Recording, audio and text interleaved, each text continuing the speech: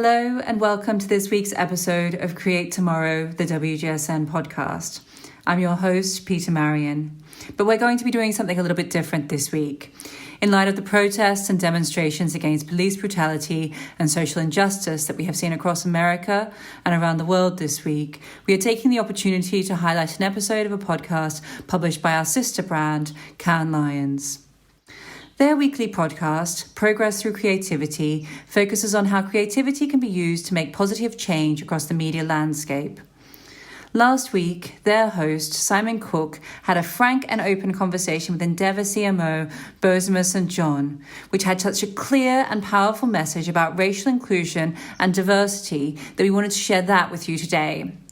So we'll be back soon with our regularly scheduled programming, but for now, we'd like to present to you, in full, this episode of Progress Through Creativity from Cannes Lions. If you like what you hear, we recommend you subscribe to their show as well as our own. Thank you and stay safe. Don't talk to me about saving the world if your own house looks like shit. Don't do it. Don't talk to me about what you can do in the rest of the world or for the rest of the country or for the rest of the community if your own house isn't clean. Clean that up. Across the world right now, governments, businesses and individuals are dealing with extraordinary circumstances. But as traditional models are being upturned and everyday routines are being dismantled, small shoots of hope are emerging. Individuals, communities and corporations are achieving new levels of innovation every day in order to build brands, reimagine entire business models and make progress through creativity. I'm Simon Cook, the Managing Director of Cannes Lions, the International Festival of Creativity. It's the world's largest community of marketers, agencies, platforms, media owners and many more. All of them striving for true creativity in their work in order to drive business or create positive change. You're listening to Progress Through Creativity. Bozoma St. John's career has been remarkable, to say the least. After working for Spike Lee at Spike DDB and PepsiCo, she joined Apple and famously presented the redesigned Apple Music platform at the Worldwide Developers Conference in 2016. She then spent time at Uber before taking up her current role of Chief Marketing Officer at global entertainment agency Endeavour. In 2018, she was also included on Forbes' list of the world's most influential CMOs. And that position of influence isn't one that she takes lightly. She is quoted as saying, "I didn't get to a place of influence because I was quiet. None of us will have any impact or influence if we are quiet. So don't be quiet. Be loud as hell."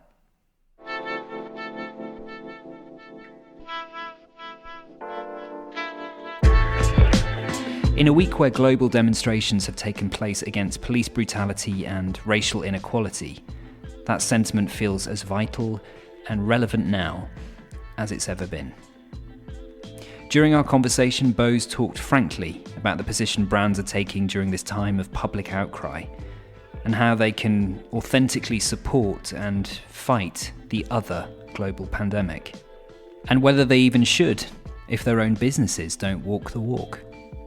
As with our keynote episode earlier this week, we felt that given the circumstances, it was only right to give this conversation, but more specifically Bozoma's voice, the time it so rightly deserves. And so while it's a little longer than usual, I can assure you that every second is as important and as vital as the one that came before. This is Bozoma St. John. So today on Progress Through Creativity, it is my absolute pleasure to be joined by Bozoma St. John. Bozoma, how are you doing? Thank you so much, Simon. I'm great. I also like the way you say my last name. I think with your accent, the saint becomes sent or like a sin. It's quite entertaining to me. So thank you very much for that wonderful introduction. You're very welcome.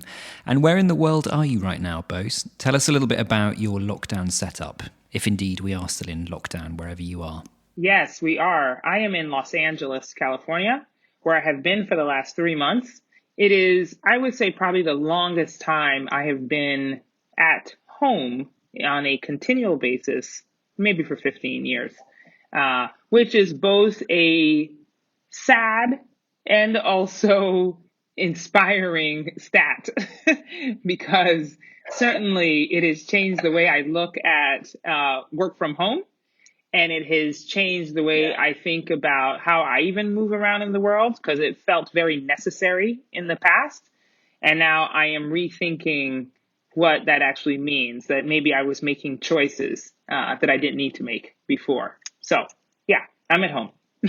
Boz, I saw that just before the lockdown and before the pandemic really kicked in, that you probably took one of the last trips going, actually a trip to Ghana. Which is something that I know that you do every year. But I know that this time you took a load of team members with you from Endeavour, quite a few people. Why were you there? Could you tell us a little bit about your trip? So, yeah, I mean, quite interestingly, I have been taking trips back to Ghana forever. My parents are both originally from there. I'm first generation American, born in Middletown, Connecticut, a very lively city. And grew up, I call my hometown Colorado Springs, Colorado, which is also a very lively city. And so as you can imagine, my wonderful Colorado white friends were always very fascinated by where I came from or where my parents came from. And I can honestly say that now as an adult and as a parent, I am even more so impressed that any of the parents of my friends at the time would allow for their kids to take an international trip with us to Ghana. And so this is not new for me. And I felt that, because I'm a person who lives in all parts of my life as the same person, I don't see the balance, like the personal and the professional all roll together. And so that same passion and excitement that I have about Ghana and about taking friends also felt like it was necessary to take my colleagues, people that I work with day in, day out who represent so many parts of our business, and I was really excited to be able to take both like as a personal representation of who I am, an expanded view, and then also to figure out how to create some additional businesses that will help our own business, help our Endeavor businesses, but also help the business of Ghana. So it was really a dream come true to get both of those sides of my world together in the middle of what was beginning to be a global pandemic. So also, Simon, I would like to make note that I'm also psychic. I don't know if people realize that. I am beginning to understand my psychic abilities in that I chose the perfect time, which just happened to coincide with the Independence Day of Ghana, which is March 6th. But it was also the day before our company officially shut down all international travel, which is when we were in Ghana. So then the question was, will we actually be able to get back?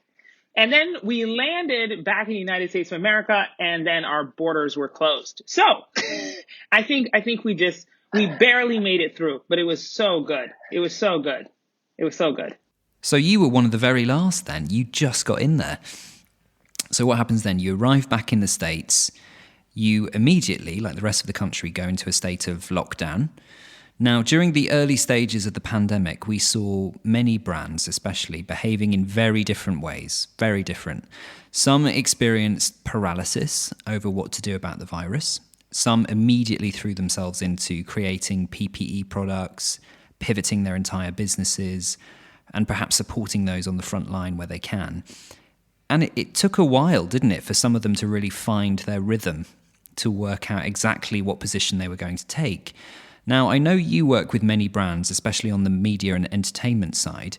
During that period, what advice had you been giving brands when it came to dealing with the pandemic and having a voice around the virus? Well, it's such a unique situation for me personally, at Endeavor, right? Because through my career, I have been, the CMO of a brand, right? And not that Endeavor is not a brand, but I mean like a brand that provides a good. And so now as the chief marketing officer of Endeavor, while I have oversight over brands like, UFC and Miss Universe and, personal brands like The Rock or or Charlize Theron or Matt Damon, I also occupy the seat of leading 160 over 90, which is our cultural marketing agency. And it is awesome because I get the opportunity to interface with so many brands and so many CMOs of the brands we represent at that agency. So I get a really good sense of not just what is happening culturally in the world, but I also get to advise my brand clients and friends, by the way, right? Because I've been in this business 20 plus years, you make a few friends on their businesses. And so to me, it's been really interesting to see how there's been an evolution in how quickly we need to adjust our messaging, right? Before, well, we take 8 weeks to create, right, a strategy. We sit on it for a little bit. You iterate on it, think of it. Maybe you create a plan, you create some creative. I'm being very loose here, and I'm being very nonchalant. I take the process very seriously, but it'll take us some months, right? It'll take us some time to develop, and then it's out in the world, and hopefully you have some evergreen, messaging that goes underneath, like the timely and more relevant messaging. But none of that was like really urgent. You do it like if it's for the Super Bowl or if it's for the Final Four or if it's for the holidays, you adjust and you're able to plan 6 months out or something. But now you create a message and it is old in 2 weeks. If that. If that, sometimes days, right? Yeah, because you've got a concentrated audience. You've got people who are consuming content constantly. Their burnout rate is just extraordinary. We've never seen anything like it before. And so the need to continue innovating and iterating our messages, our narratives, and to make it relevant and timely, oh my goodness, it is really sharp. And now it's like, today, and I would say for the last week, you add on top of it, especially in the US, the messages around support for the Black community or understandings of racial injustice and putting that somewhere within your messaging so that it doesn't fall flat and doesn't sound disingenuous is a whole nother matter. And so it's very interesting because now we are seeing the people who do it really well and the people who don't.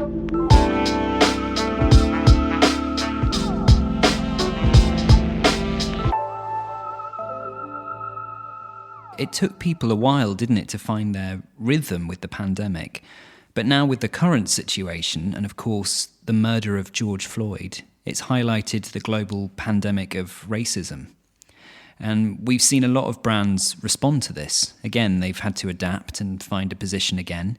And the range of responses has obviously been extremely broad. I wanted to ask you, what approaches have you seen that you applaud? And then who has work to do? And we don't have to single out individual brands here, of course, just in terms of the characteristics of their approach. Oh man, Simon, that's a hard one because, I'm a big fan of doing something and saying something. And the something is not flippant. I don't say that casually, because I think as marketers and as business leaders, sometimes we get stuck in perfection paralysis and in cancel culture fear. You don't want to misstep. You don't want to say the wrong thing. You don't want to do the wrong thing because then not only will your consumers and your clients and your audience come after you, but people who don't even interact with your brand will come after you. You'll find new audiences that you don't want. You know what I mean? You'll get attention that you don't want. All of a sudden it'll be like somebody never bought a pair of Nikes. All of a sudden they're burning yours in their front lawn. That's what happens. That's what happens with cancel culture, And so there are a lot of companies, and, I say companies, but I really mean people, business leaders, who are making decisions and are afraid to step out in front because they don't want to get it wrong. They don't want to get attacked, especially on the heels of like what we've been dealing with the pandemic. Businesses are already suffering. It's like maybe you're one of the more fortunate ones whose business is not affected by COVID, but almost all of ours are. And why would you take the additional risk of having lost revenue? And then now you've got to say a statement about a very controversial issue, which you may be feeling terribly about as a human being, but now you have to act as a business leader and you want to separate yourself from those emotions so that you don't make a mistake. And I'm counseling people and imploring them to remain human. Stop thinking about it as this brick and mortar brand. We're talking about human beings. We are human beings. You're talking to other human beings. That's the only way that you can move forward without that kind of paralysis. If you think about people who ask you how you're doing and really mean it, that's the way I want our business leaders to think about this.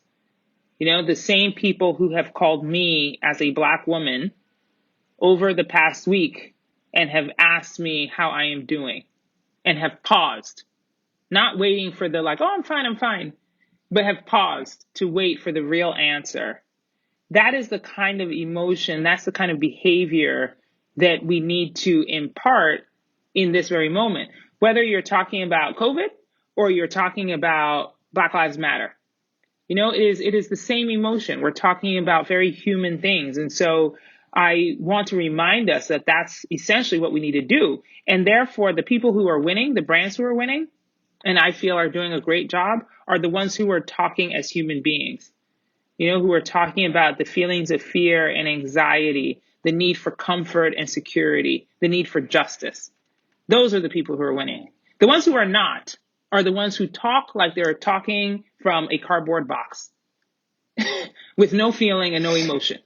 We know who those are. You know what I mean? The ones who it feels as if they just, like copied and pasted from some board somewhere. It's so anti-marketing and anti-comms.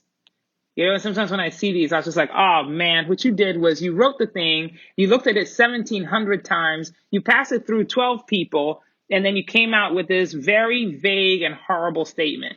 If you would just let your emotions do the talking, you'd probably get it right. You didn't get it perfect, but you'd be closer than what you have right now. And what about yesterday, especially because we had Blackout Tuesday, with many brands posting black squares on Instagram, pledging their initial support? I imagine there will be two different types of brands that emerge from this, and correct me if I'm wrong. There's obviously those who back it up and take action, as well as posting their initial support, and there'll be those that don't, for whatever reason. What kind of incentive is needed for them to take action internally within their business? Does it need to be financial? Because let's face it, some business leaders are only going to listen to brass tacks. Can we be optimistic enough to believe that those who do take action now, especially internally, will benefit commercially in the long run? And is that the incentive that we need to make people aware of? And what are the proof points that we have? That's also a very layered question, Simon. And I'm going to give you a layered answer, right? And some of it begins before all of this, which is that we've been asking ourselves as business leaders why diversity and inclusion is important, right? You give like sort of the flippant answer, which is like, of course it's important because we care and because it's important to have all kinds of people represented, but we don't do it. There are white papers all over, everywhere, which tell you why it's important.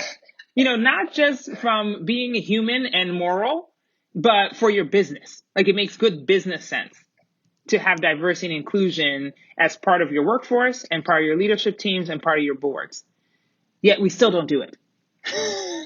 We still don't do it. And so it makes me question a little bit whether or not this is the moment that causes that change. We are certainly seeing a reaction that is unlike anything I've seen before. I've been a Black woman all my life. Surprise, surprise.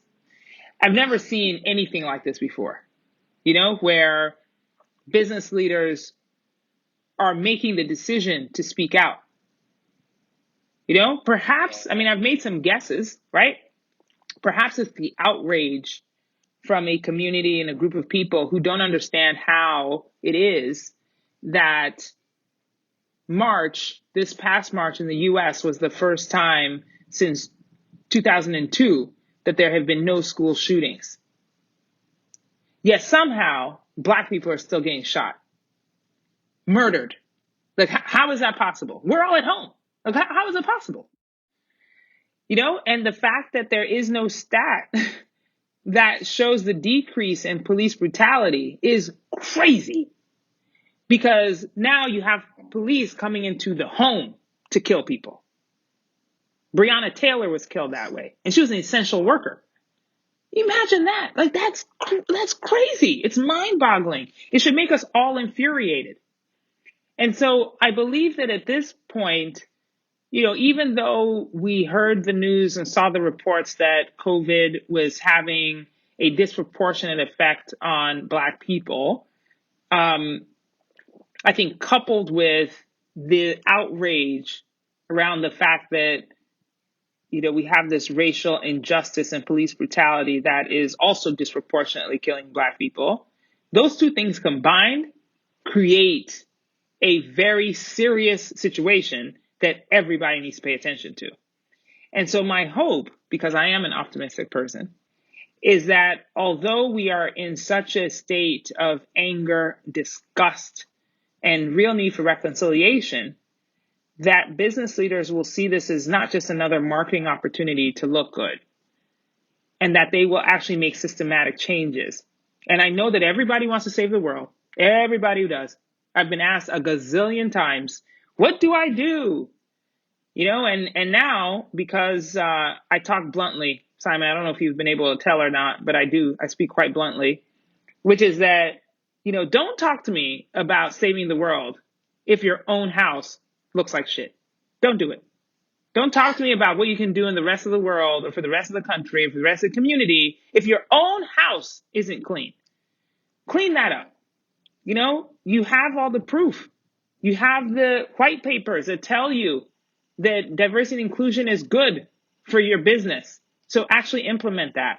Create programs that will continue to diversify your workforce. And in doing so, we'll do a better job of continuing to support a community that has for far too long been disproportionately and systematically depressed. And also thinking about this from an industry level. So going through the pandemic, we were inundated by that message. We heard it time and time again. We're in this together, wafting out over gentle piano music usually. It sort of signaled this new positive momentum for change, a coming together. Now, since then, we've talked about what needs to be done at a brand level, and we've also touched on what we can do on an individual level. What needs to be done at an industry level? Because, of course, everyone needs to get their own houses in order, and there'll be a variety of different approaches to that. But what can we do collaboratively as an industry? Well, it's partly what we have always known to do, but probably have not been doing a good enough job of. One which I've already discussed, which is in what do your own houses look like? Are they diverse? Do you have representation? If they don't, this is really the moment to take a good look, right? Because first of all, there's accountability. And so if you've put up messages, and although I just said before, it's like put up something, say something, well, now you got to do something about it, especially if what you said on the outside doesn't match what is going on the inside. And then on top of that, I think as an industry, we've got to start looking at, even what we judge people about, the work, the narratives that we tell. What narratives are they actually telling? Are they diverse messages? Are there a diverse cast? Are we telling all kinds of stories? Are we telling one type of story? And even for us, I mean, it's a question that we should ask ourselves, which is that, and how are we judging that work? Are we judging it in that lens? And it's something that we will have to seriously contemplate. And so I think as an industry, we also have to keep each other sort of accountable. I really loved when Adidas retweeted and commented on Nike's post. What an interesting time, right? And what an interesting catalyst. Who would have thought that this was the catalyst to get two giants to do that? But perhaps we need to do that some more, especially in relation to this particular virus. Because it's not just the virus of COVID-19, but the virus of inequality, that maybe it's time for us to stop looking at each other like competition and figure out how we truly come together to stop what we know is a grave ill that is happening to us as a society and then in our industry. I wanted to touch on something you just said there, which was around the role of creativity and the role of marketing in actually shaping culture and its role in creating the change that we want to see in the world. Because let's face it, narratives and stories are important. We were obviously due to hold our own awards later this month. They're not going to happen. You're going to have to wait until 2021 for that. But hopefully you'll be joining us as a judge as we'd planned for this year. And if indeed we are allowed to come together, and we hope that we are, what kind of lens will you be encouraging your fellow jury members to adopt when judging the work? Sorry, I realise that's another toughie. Yeah, another toughie. Man, you're good with these toughies. This was not a walk in the park for sure. I would continue, on what we had just discussed about having the lens of equality as one of the major filters to which we judge the work. And I'm not just talking about equality from maybe the buckets that we had already checked off, the ones which are top of mind, but, really getting to the hard stuff, the nuance of it, so it's not just like, oh, well, look, there goes another Black actor, or, oh, this is kumbaya up here in this spot. It's like, there's one of everyone, it's not that. It is the deeper nuanced narrative and the storytelling. So if, for instance, I read somewhere, I'm actually not sure where, so I can't give credit, but that police officers are the most developed character on TV, right? And they are by far, obviously, one of the most complicated characters on TV as well. So the development allows the breadth of good to bad. We've seen all kinds, right? And the ones that are bad, but you fall in love with, the ones that are good that you don't think do enough, right? The ones that save and the ones that hurt. So like we've seen all of the different variations. Well, can we look at other characters, within our narratives that allow such breadth?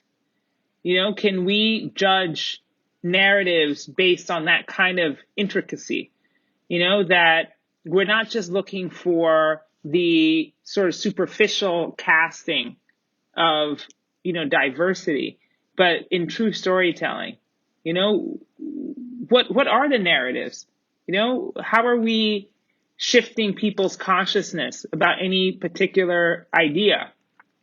I would love to have more creativity around our current moment, because I think, again, sometimes we shy away from getting really specific in fear that either it won't be relevant or we won't be able to use it for enough time or whatever else. But I'm going to absolutely encourage my fellow judges to be evaluating based on nuanced narratives that help to further our social discussions around inclusivity.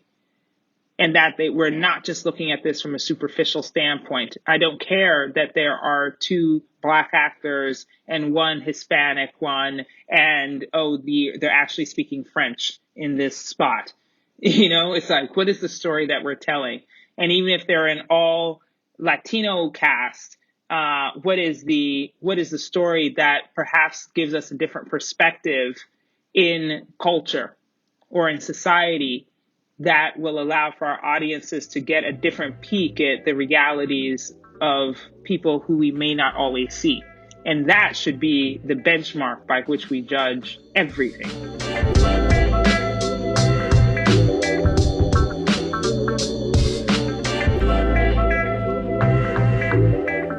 Looking ahead, you said earlier that you're a very optimistic person, and I think that's an amazing trait to have, and it's very needed right now. Looking ahead then, the road is very uncertain, but based on your experience, what are your predictions for the next 3 to 6 months for brands specifically, and how can they prepare for what's coming? The thing about optimism is that, anything in excess is bad. Even optimism. It's like, you ever eat a lot of sugar?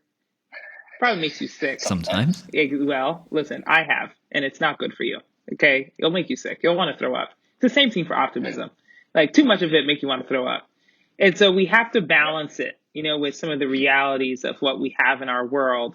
And one of the benchmarks that I have for myself, even as an optimist, and that I look at the world through, especially as I'm trying to make predictions on what is coming, is, of course, the negative sides of everything that we have going on in our world, right?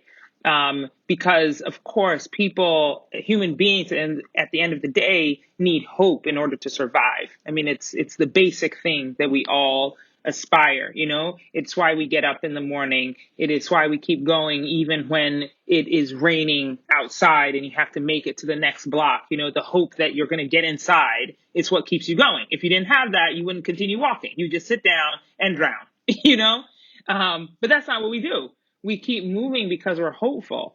And so my optimism is balanced by understanding that things are not going to be the same. There is no return to normal, right? And that perhaps is a duh statement, because I think we've all realized that by now. It only took us 2 months to realize that there was no going back to normal. That, like, by the way, if you're listening to this and you still think things are going back to normal, I'm sorry to disappoint. This is the spoiler alert. These are not going back to normal. They are absolutely not. But what that means is that we've also have to rethink our open spaces, if they are open, right? One of the responsibilities I have at Endeavor is also operating our fashion events business. And that will never be the same. Not only because it's not just about going perhaps digital, is that live stream isn't what it was. Nobody likes that. Like, let's all just admit it now. Just get over it. Nobody likes the live stream. They don't like it. We only watched it because we had to, but now that we have to, we're going to have to change it because it's not going to be engaging any longer. So my prediction for the next 3 months is that we are all going to have to readapt, even as our borders and our cities open up again. We're going to have to readjust to a new reality. The fact that people's habits have changed. As much as they want to return back to what they were, they are not going to.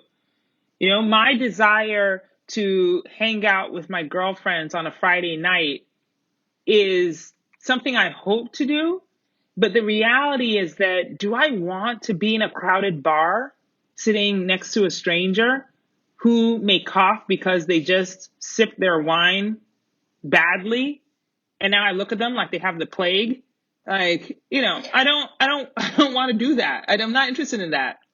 I'm still concerned about my 11-year-old daughter and my 69-year-old mother, and I don't want to bring them anything that might harm them.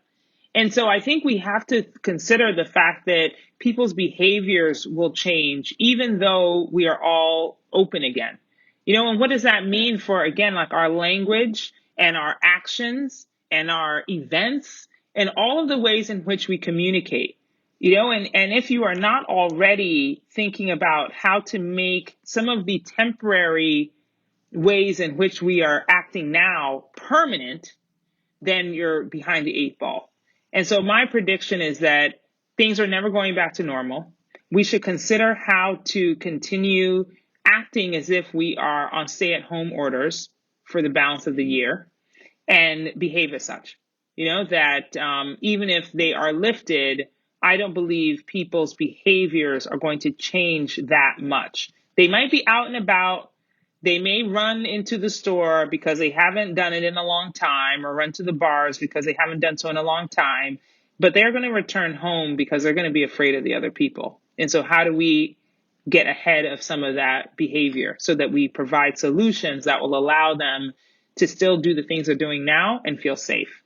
So you haven't been going out with your mates on a Friday night to let off steam. So what have you been up to? What are you doing to stay sane right now within the lockdown? And also, what are you learning about yourself? Oh, yeah, that's a good one. So, I mean, it's super, super personal. I have been on a fitness journey for some time, trying to get myself, well, first it was about vanity, if we're being totally honest, which, whatever, it's not that bad, right? It helps your body too. But now it's about endurance. Now it's about not just physical endurance, but mental endurance.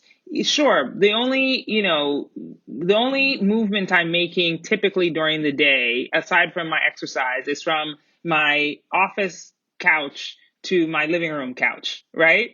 But at the same time, the endurance of having to, physically be engaged on these, video conferences and conference calls and, thinking through strategies and all of the other pressures that I don't think we recognize enough, like how much of a toll they have on our bodies, is actually what I am most focused on making sure I pay attention to, making sure that I have the endurance and just, from my own sort of like mental wellness, also trying to make sure that I'm aware of that, because of all of the movement that I used to make, given what I said about, not having been home consistently for this length of time and over a decade, I'm learning about how to maintain, in this quote unquote stillness that is actually not still, but how do I, take care of myself? I think the hashtag self-care was probably something I threw away. It sounded really good. It sounded like I should just go to a spa and get a massage, but it means so many different things. It's like, what content am I putting into my brain? Because it's like, listen, you can only watch the news, but so much. How much am I inspired, by others' work, or where am I getting that inspiration from? Because quite honestly, I really love to people watch. I'm one of the greatest ear hustlers on the planet. I can sit in an airport and catch so many conversations. I love it so much. But now I don't have that, so where are you getting inspiration from? The content that I'm watching. Social media has become so much more important to me because it's where I'm able to get a lot of my inputs, right, on what's happening in the world. And I used to do that anyway, right? It's like you wake up, you open Twitter, see what's going on, see what's trending. But now it's like, it's a must, right? You really understand what's happening. So I think it's just, for me, it's like really understanding where my inputs are coming from and taking care of my own wellness to make sure that I am not just surviving this current situation, but that I'm actually going to thrive because of it. I'm going to ask you this question, which you've sort of semi-covered already, but I end every podcast with this question, so here goes. Boz, what are you hopeful about? What am I hopeful about? Oh, man. Could be a small thing, could be a big thing. Yeah. I mean, I'm going to give you a little bit of a cheesy answer, but, it's true. I'm really hopeful for our future generations. I have an 11-year-old daughter. She just turned 11 a few days ago. And she's really smart. I'm not just biased in saying that. She's really, really smart, really in tune with the world and what's going on. I think because, they're growing up in a different way to communicate than we did. Oh, let me just speak for myself. I'm 43. So definitely from where I grew up, it's like we were not as connected. You were so connected, I think, to your very small inner circle or your community, those who you touched immediately. Whereas like she has access globally, and these social media platforms and video platforms allow her to have inputs that are much broader than I ever had at that age, right? And so she's able to understand concepts of humanity in a deeper way than I ever was at that age. And because of that, I see her being very insightful about even what we're going through right now, that she has really, really a really good understanding of it, again, in ways that I just did not at that age. And so it gives me a lot of hope that our future generation will be able to not just do things that we haven't done, because I think that every generation that comes is a little bit better than the last, in terms of how we get along with each other, although it doesn't currently feel like that. It's like I've talked to John Lewis, who is not just a civil rights activist, but, a legend in the space of justice and equality. He's a congressman, and, he marched with Martin Luther King. And if you ask him, he would say that we've come a long way. It may not feel like a long way, but we've come a long way, and so I'm hopeful that, even as they are experiencing this crazy time of, COVID and understanding the implications of it, that they will behave differently than we did. And that maybe this will accelerate some of the changes that we need to see. But at the same time, I hope that we don't fuck it up for them. You know what I mean? Because we are still their role models. They're still looking at us, and so if we behave poorly, the acceleration of how they are able to make changes in the world will be impeded by us. So I really hope we get out of the way, Yeah, me too. Yeah, let's just get out of the way. Just shut it down, people. Just don't bother the kids. Boz, thank you so much. I've thoroughly enjoyed our conversation. I really look forward to meeting you in person, hopefully at Cannes Lions next year when you come and judge for us, and we get to celebrate work that hopefully points towards a new narrative. Thank you. Yes, thank you so much, Simon. This is really an important conversation, not just because I'm on it. Well, that reason as well. Come on. No, but it's so important, and I'm really, really glad for this podcast and for the work that you're doing. So thank you for allowing me to have a voice here, and I certainly will be looking forward to the other voices that you continue to record. So thank you, and hopefully see you soon with some rosé. Yeah, let's do it. Thank you, Boz.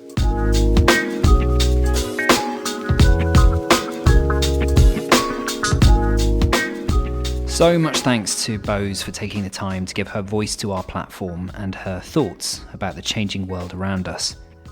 This week has been a time for both protest and reflection, and it's not always easy to put thoughts into words and offer perspectives on this.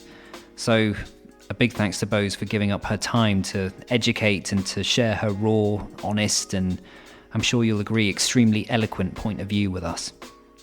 There were so many very important points there. I just want to take time to highlight a few of them.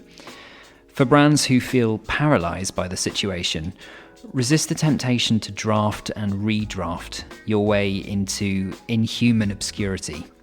Avoid the cut and paste culture and speak up, make mistakes, learn from them and do better. Bozoma puts it so well when she says you have to stop thinking about your brand as simply bricks and mortar. Start giving it a human voice that speaks to the feelings and emotions that people are going through. By doing that, you can move beyond the paralysis of not saying anything to saying something recognizable, relatable, and sometimes forgivable. Let your emotions do the talking. Together as an industry, we do have the power to impact this virus of inequality. And one way we can do that is to accept that creativity has the power to create the change we want to see. When it comes to our storytelling, the choices we make prescribe meaning to the narratives, to the characters, and to the copy that we put into the world. We're not going back to normal. As Boz puts it so eloquently, we keep moving because we have hope that things will change. We're experiencing a moment of change right now, and something many of us, including Boz, have never seen before in our lifetime. Don't talk about saving the world when your own house looks like shit. I don't think there's anyone who can put their hand up right now and say that they have a show home.